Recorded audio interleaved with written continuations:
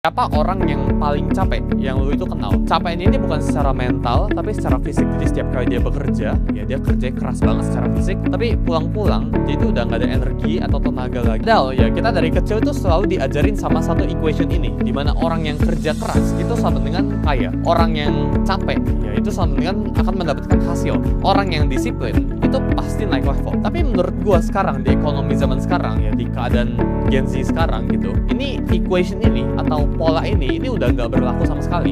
Dimana kerja keras itu udah bukan lagi sama dengan kaya. Kerja keras itu justru the bare minimum ya, dan capek itu bukan berarti lu jadi orang kaya.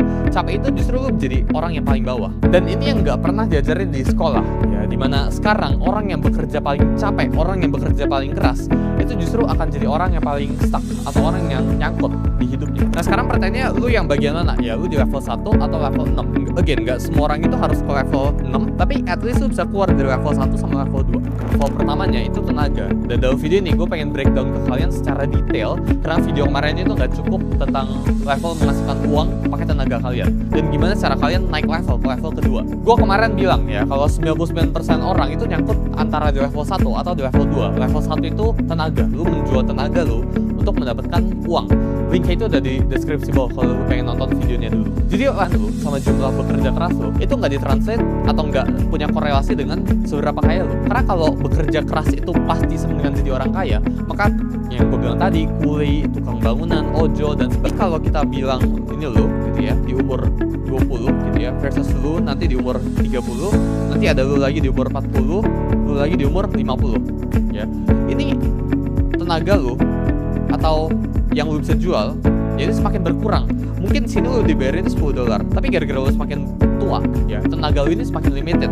Lu dibayarnya misal cuma $8 ya, 40 lu dibayarnya cuma $6, umur 50 dibayarnya $44 gitu. Berbeda dengan lu jualnya itu skill. Contohnya, kalau yang jual skill di umur 20 bisa aja dapatnya $10, tapi seiring waktu berjalan lu dapat yang nama itu experience atau pengalaman gitu.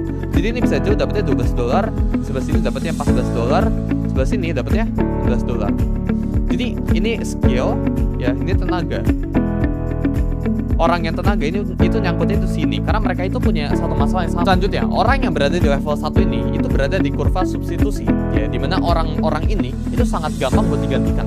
Kalau misal kita ngomong kuli ya, ini besok juga bisa digantikan. Tiring lu ke atas, maka semakin tinggi bayaran lu, dan semakin lu di atas sebelah sini, negotiating power lu itu semakin tinggi. Dan persen ini sifatnya itu compound, 110 gitu ya, jadi 110, ini jadi 121, dan naik lagi tambah 10% lagi gitu ya, jadi 130-an ish lebih gitu ya, kan cuma